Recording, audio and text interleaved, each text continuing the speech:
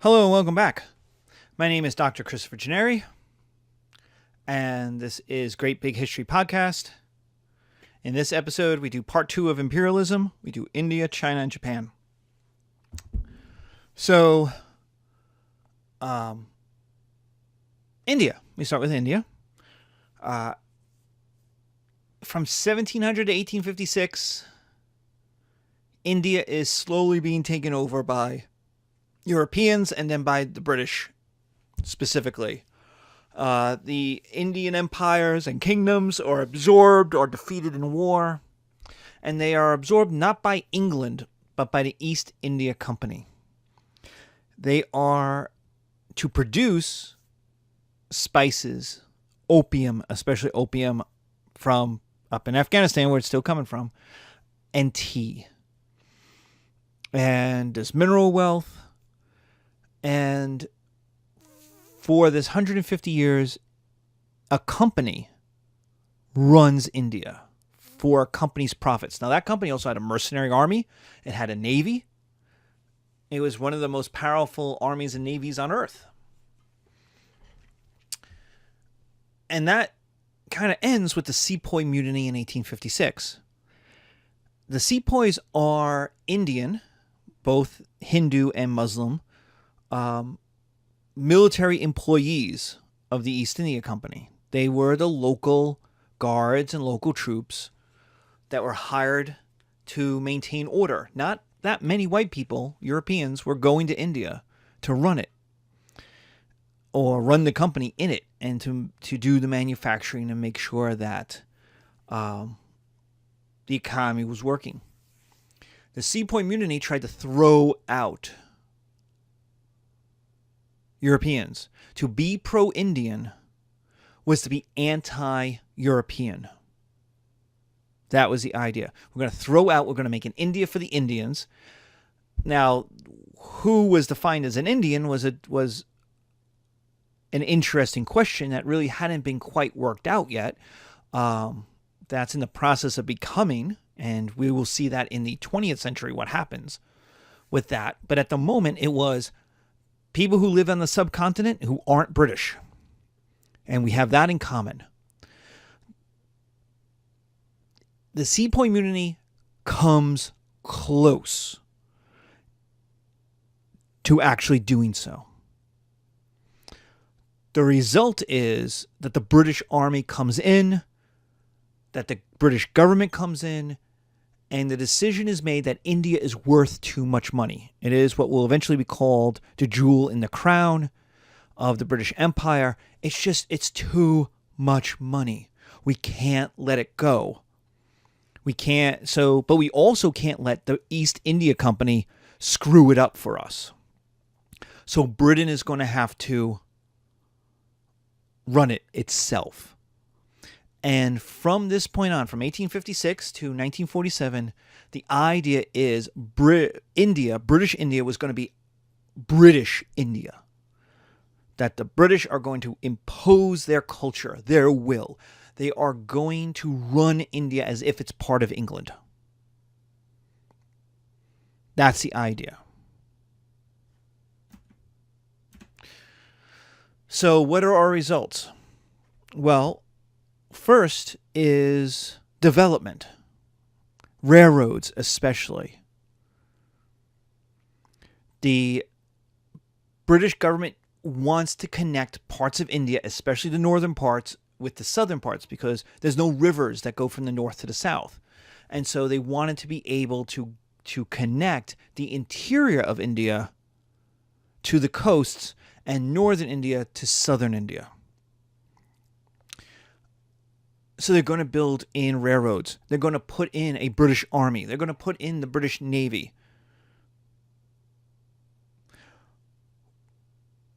We're going to put in British white public servants who are going to go to India and help run it.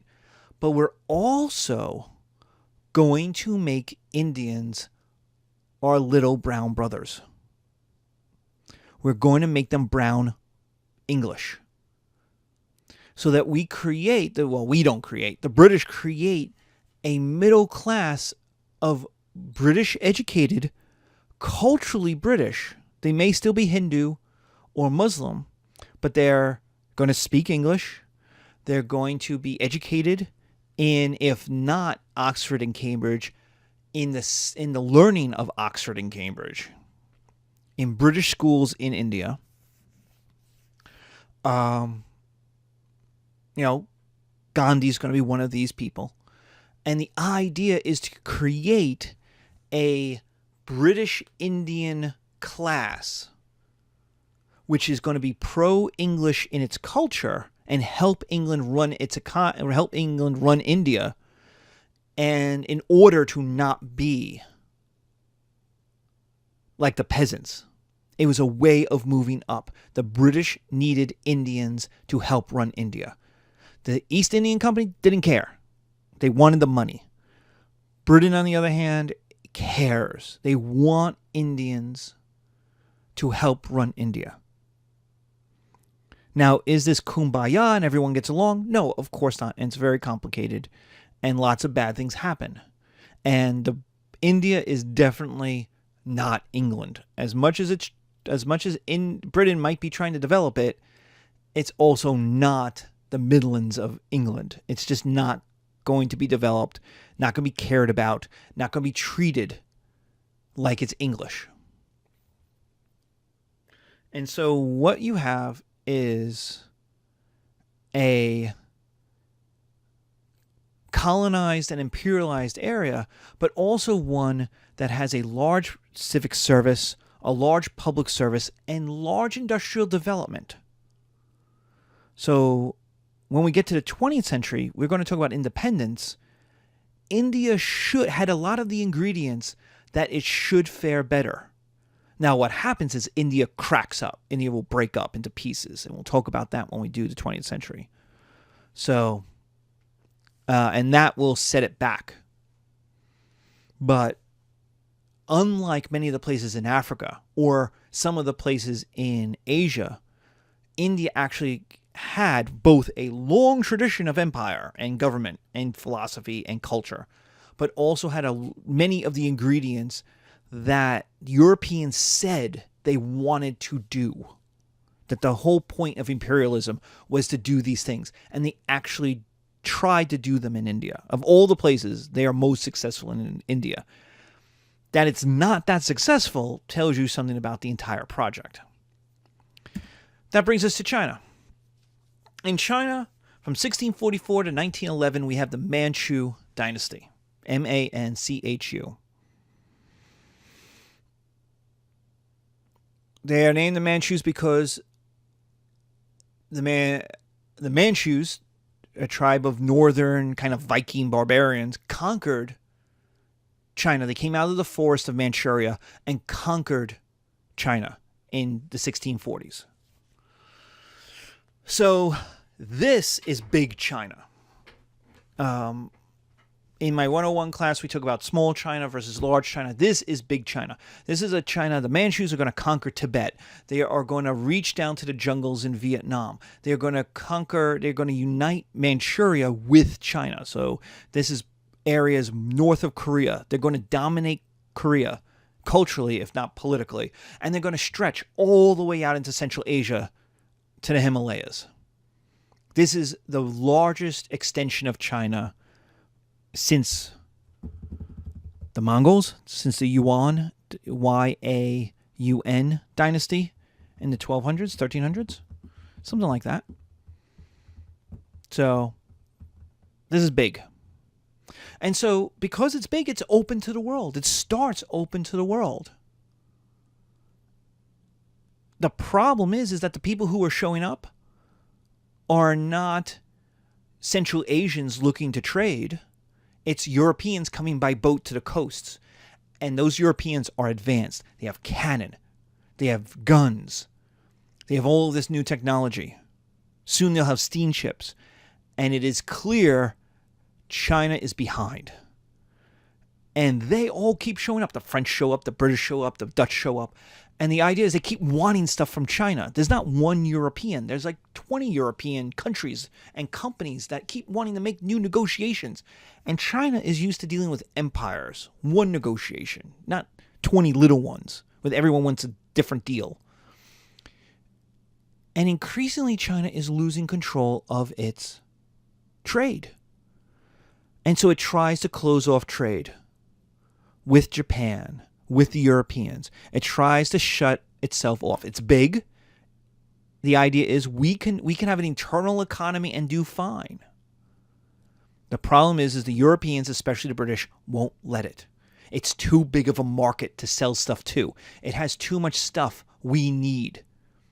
And you get the series called the Opium Wars, because the idea was China did not want to buy British opium from India. Britain had too much opium, and it didn't really want to sell it in England. And so it said, well, the Chinese want it, so let's sell it to them. And China said, no, we don't want you selling drugs in our country. And the British said, well, we're going to blow up your ports until you say yes. And that's essentially what happened. They'll take Hong Kong, an island off the coast, make it a trade port. They'll burn down a bunch of coastal cities and burn up the Chinese Navy. This was a humiliation for China. We are the greatest people in the whole wide world, is basically the Chinese attitude. And throughout their history, they have the evidence would bear them out. They are certainly the largest, most successful people in East Asia. They're the world's largest economy through most of world history. They have a perfectly valid explanation for why they're the greatest people in the whole wide world. And so losing to a bunch of Brits from across the ocean is a humiliation.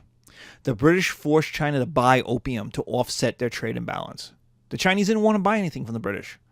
They just wanted to sell stuff to the British. And the British were like, no, you have to buy something. Otherwise, we keep giving you money. And so opium, not silver or gold.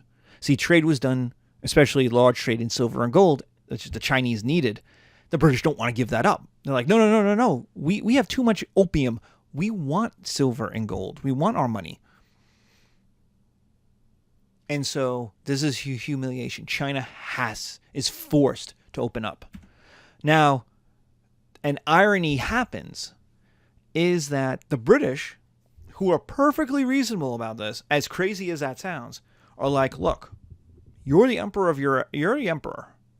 You're allowed to make rules. We just want to be able to sell stuff. We want to be able to make money. You are perfectly able. We accept, since we do this, that you're allowed to tax the stuff we sell. And in fact, and this is the part that always blew my mind, but the British say, we'll run the tax collection. We'll do the customs exchange. We'll do it for you. You don't have to hire people. It won't cost you anything. We'll do it for you. And here's the part that blows my mind. The English were honest. See, because the workers for the companies got a weekly or monthly wage, they had no incentive to lie, to cheat, to steal. It was the company wants the emperor to be happy. The individual wants to keep their job and make good money. And so the British tax collectors in China collecting taxes on British goods were actually more honest than the Chinese tax collectors working for the emperor. And the reason why was as the Manchu government got poorer or ended up in civil war later in the 1860s and didn't have the money to necessarily pay all of their civil servants, they said what always happens, you could take a little bit off the top. You could offset your pay with a little bit off the top. We understand it. So the British look at that and go, that's totally corrupt. But everyone else said, no, this is the way it works. This actually happened in Iraq in 2003, 2004. It's one of the funny, weird things, but it's how culturalism and cultural imperialism works. So we invade Iraq, we conquer Iraq. Great, 2003. So now we have to run Iraq. And one of the things that weirdly, in the opening days, in the opening things, when it was still kind of peaceful, and even though things were starting to be burned down, there wasn't yet a civil war, was Americans saw how cops behaved with traffic tickets. And this is what would happen. Iraqi police officer, who was probably a member of the Ba'ath Party, working for Saddam Hussein, would pull somebody over for speeding on the highway. Right? They were going 75. They're guilty. Perfectly fine. The cop would walk up. They'd have a conversation. And the cop would say, "Here's your ticket."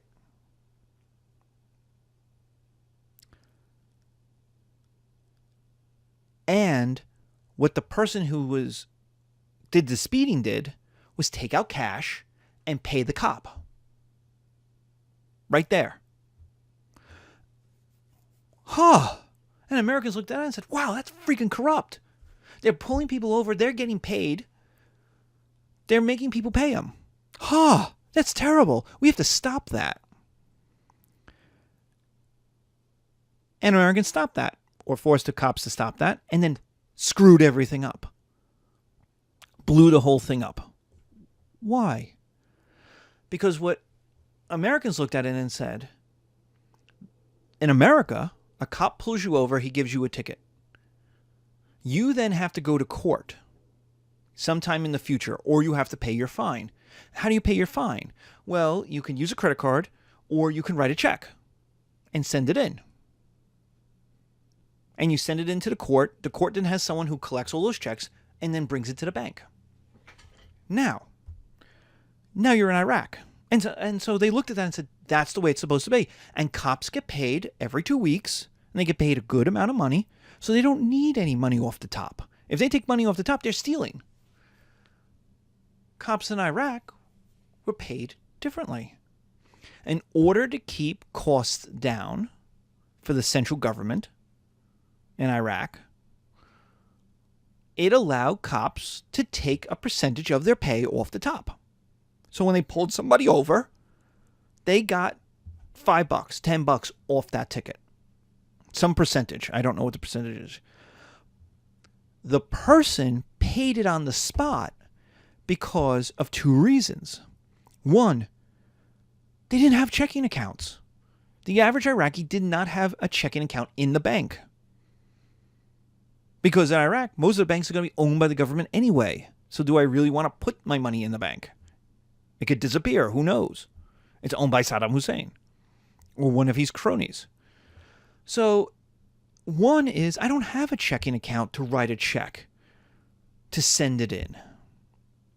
And the banking system didn't exist, where now some guy can take 500 checks and go bring it to the bank and deal with that on an individual basis and do it for the court of Al-Anbar province. They didn't have that infrastructure. There was still a cash-based system. The second thing is, do you really want to go to court to protest your ticket? If I pay the cop, it's over. It's done. He crumples up the ticket. I'm free to go. Life goes on. I want to protest my ticket. I now have to go to a court, a Saddam Hussein court, with a Saddam Hussein judge and a Saddam Hussein institution with pictures of Saddam Hussein everywhere.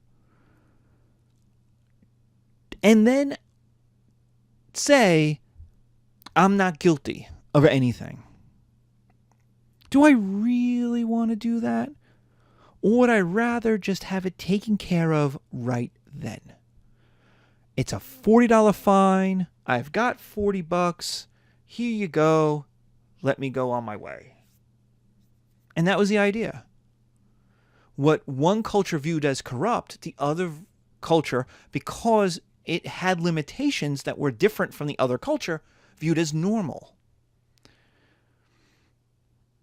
And so the British in China collect the taxes, collect it more efficiently than Chinese officials do. This makes money for the emperor. The emperor is happy, which is a problem because the emperor now has the incentive to allow more and more and more European people and goods into the country, which means Chinese people dislike the weakening of government powers, which means they increasingly dislike the Manchus, who aren't really Chinese. They're from Manchuria. They're barbarians from the far north forests. And what you end up with is the Taiping Rebellion.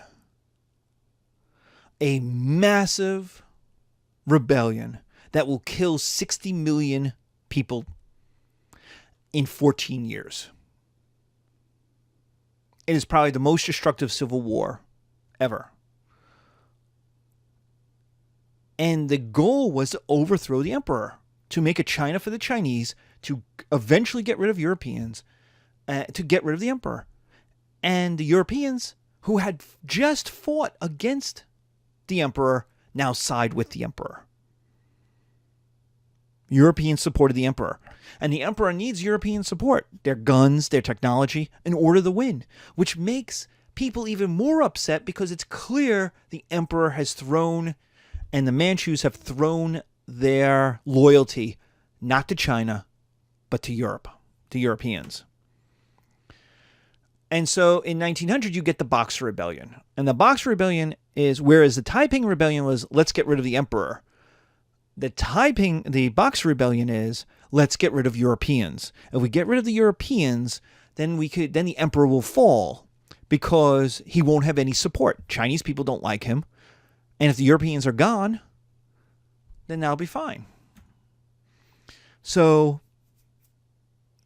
the Boxer Rebellion happens mostly in urban areas, and whereas the Taiping Rebellion is more, it happens in urban areas, but it's very big in the rural areas. And what happens is the West, Britain, the United States, France, Germany, all send troops to save the emperor. American troops invaded China to save the emperor. This made the emperor even more pro-West because they saved him. And the feeling is that the emperor is anti-China. And so the answer for Chinese nationalists is, why do we even need an emperor? We've had an emperor 2,000 years, 2,500 years, and this emperor is a stooge for the Europeans. Why do we even need one? And in 1911, while the Europeans were all worried with what's going on in Europe and getting ready for the First World War, there's a bureaucratic rebellion that overthrows the emperor, doesn't change much else, but it overthrows the emperor and creates China as a republic. And that's in 1911. The last emperor is overthrown. He's not murdered. He goes into a retirement in 1911. And China becomes a state, not an empire anymore. It becomes a state. And it becomes a republic. And the idea is, to be pro-Chinese is to be anti-European. So to be pro-European is to be anti-Chinese. That brings us to Japan. We start with the Tokugawa shogunate. Tokugawa, Tokogawa, shogunate, Shogunate, from 1600 to 1868. This is military rule, a military dictatorship by a family, the Tokugawas, and they're very conservative. They had defeated the other families, and they dominated the imperial family. So there's an emperor, but the emperor is a figurehead. The emperor is weak, and all the real power is in this family. And they're keeping the peace. So they're conservative. They don't want change because any change might lead to a lessening of their control/power. There's little foreign trade because Japan has very little of anything anybody wants. In fact, when the first Europeans showed up, the the Japanese executed them and kicked them out, and nobody showed up back for a while.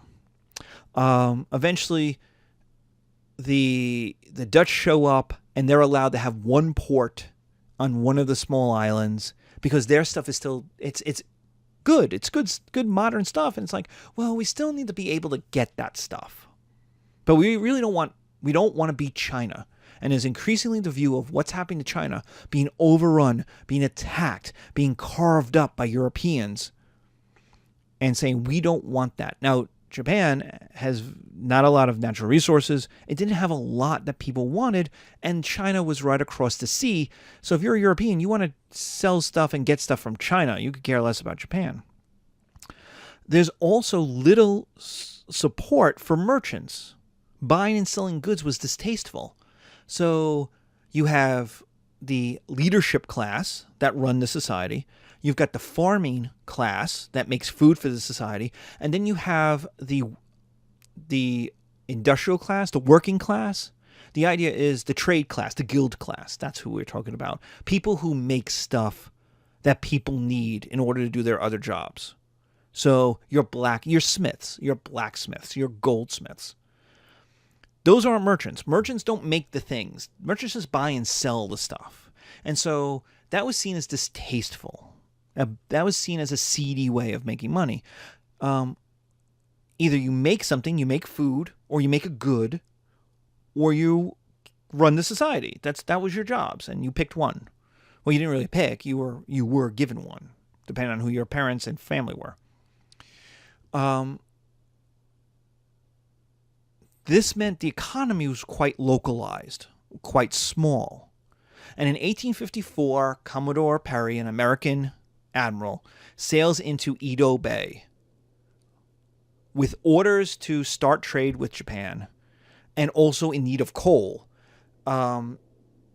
The Japanese tried to attack him, and he just turns his giant guns and first destroys whatever navy came at him, and then shells the city. And the cities give up and go, whoa, whoa, whoa, whoa, whoa. And what this did was scare Japan. See, at this point, the United States did not want to own Japan. They didn't want to colonize. They didn't want to imperialize.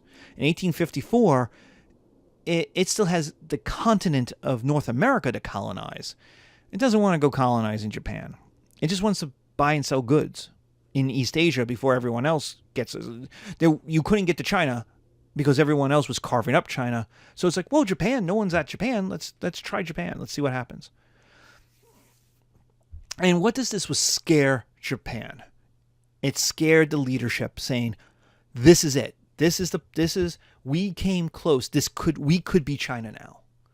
The Americans, we got lucky with the Americans. They didn't really want to stay. There's not a lot of them. They've got other things to do. But maybe the next people won't be so willing to make an easy deal and go away. And so what this creates is a civil war. And that's called the Meiji Restoration of 1866. The Meiji Restoration, where the emperor is going to be empowered. And this is a civil war between conservatives and modernists. Those who say, look, when the Europeans come back, we'll just cut their heads off and throw them into the sea. We can defeat them. We don't have to change, which is the Tokugawa family, which makes complete sense, right? They are going to lose if we change. The system is going to have to change. But they were against the modernists who looked to the emperor as the leader for them and said, look, and you can understand why the emperor would want to join the modernists. The modernists are like, emperor, you could lead. Whereas the Tokugawa is like, no, emperor, you're just a figurehead. You look pretty and we'll do the job. And so the modernists want to change. They want Japan to become like the Europeans. We have to become them, otherwise we'll be taken over. It is better to become like the alligator than to be eaten by the alligator. And so we have a short civil war. And the emperor wins. The modernists win. And this is the last samurai. And we have a picture in the video, which is a bunch of traditional samurai, but in the back are American uniformed modern Western troops. They're Japanese, but their uniform is no longer a traditional Japanese one. And in one photo, we have the past and the future and what's going to happen. And what happens is the Tokugawas, the samurai, they lose. And the emperor and the modernists win. And Japan industrializes. It's going to become like the West. How? Well, it copies the West. It just says, it sends Japanese people all over the place and says, learn how to do European stuff. One of those places is the University of Pennsylvania. Their School of Architecture did what invented, or more or less invented, Beaux Arts. The 30th Street Station is probably our best example of this. There is I think it was bombed, but in the war, but there was a train station in Japan that looked exactly like the 30th Street Station. It still may, for all I know. I went to a conference at the Community College of Philadelphia, where one of the colleagues gave a discussion about the Japanese who came to the University of Pennsylvania in the late 19th century and early 20th century and learned Beaux Arts, and then went back to Japan and built bridges, built factories, built buildings that look like they're right out of northeastern America. They look like they're out of Philadelphia, look like they're out of Pittsburgh. They are Beaux Arts. And so Japan industrializes by copying the West.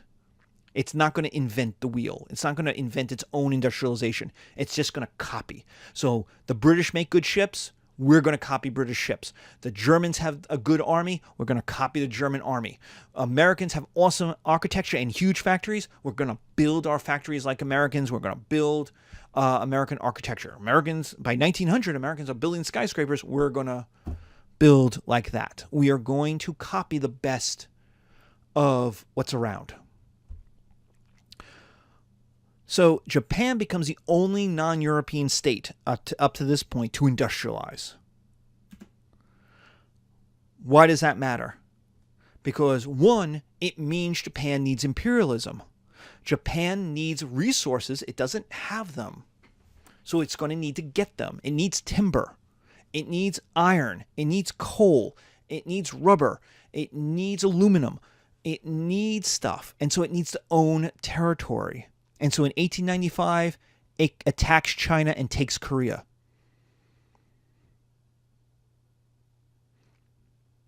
Then it has its eye on Manchuria, which is this vast resource area to the north of China.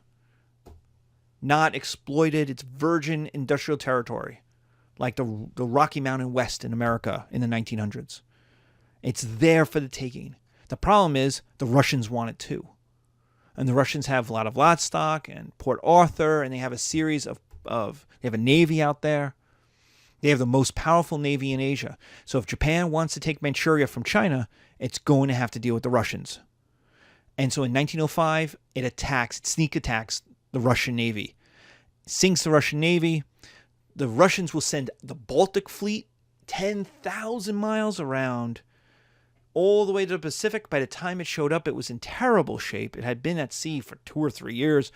2 years, maybe? I don't even know. It may be less at this point because it's an industrialized navy. But when it shows up, Japan is near its resources and smashes that navy. And it showed that Japan is at the big boys table. Japan is the weakest of the great powers. But having captured Korea, having defeated the Russians, it got a seat at the big boys table. It had industrialized to the point that unlike China, unlike the Philippines, unlike India, it wasn't going to be taken over. In fact, it was going to take over other places. Could it fight a war with the British? No. Could it fight a war with the Americans? Not in 1900 it couldn't.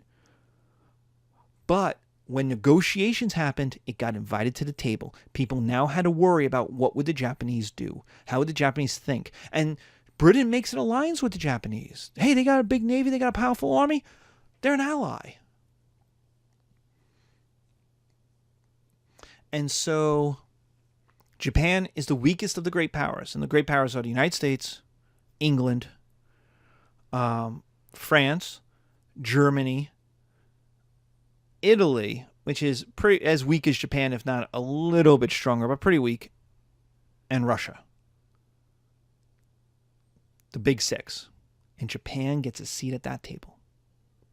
So it shows if you industrialize, you get an army, you get a navy, you get income for your people, you have to imperialize, you have to take over other peoples, and you get to sit at the big boys' table. You get to be taken seriously. Nobody in Latin America, no one in Africa, no one in South Asia, not India. India's 3,000 years old. No one cares. They took it over. They're extracting resources from it. Japan gets to sit at big boys' table. And so that's where we will end. In 1900, that's the world. The big six, of which only one is a non-European. Industrialization is changing who is rich and who is poor. You have the elite rich. You have the working class poor. And now you have a new middle class of skilled laborers who are making money and fairly conservative. We have liberty and liberalism, but also a conservatism.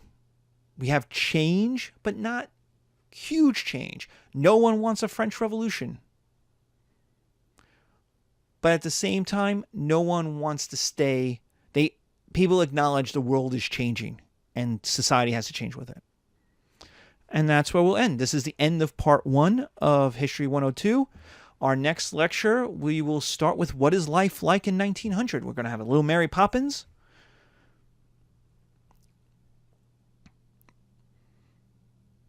And talk about how great life is in 1900. Thank you.